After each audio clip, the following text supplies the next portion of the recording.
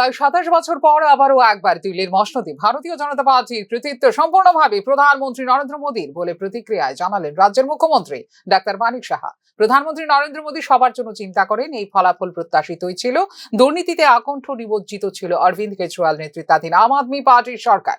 দিল্লি বিধানসভা নির্বাচনে ভারতীয় জনতা পার্টির ফলাফলের প্রতিক্রিয়ায় জানালেন মুখ্যমন্ত্রী ডাক্তার মানিক সাহা। क्या बोलना चाहिए? ये चीज़ में कल भी आप लोग पूछे थे मुझे कि दिल्ली का क्या रिजल्ट होगा।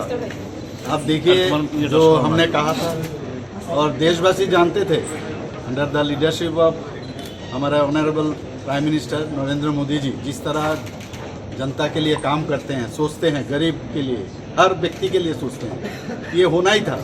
और इतना दिन आप गवर्नमेंट आप जानते हैं कितना भ्रष्टाचार में ये लोग उसमें जुट थे, तो इसीलिए हम लोगों को पता था ये होना ही था।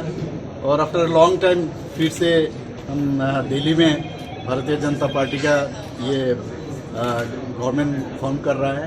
और मैं इसीलिए मैं वहाँ का जनता सबको मैं धन्यवाद देना चाहता हूँ। मैं धन्यवाद देना चाहता हूँ माननीय प्रधानमंत्री नरेंद्र मोदी जी के, इसलिए उनके कारण ही ये चीज़ संभव है।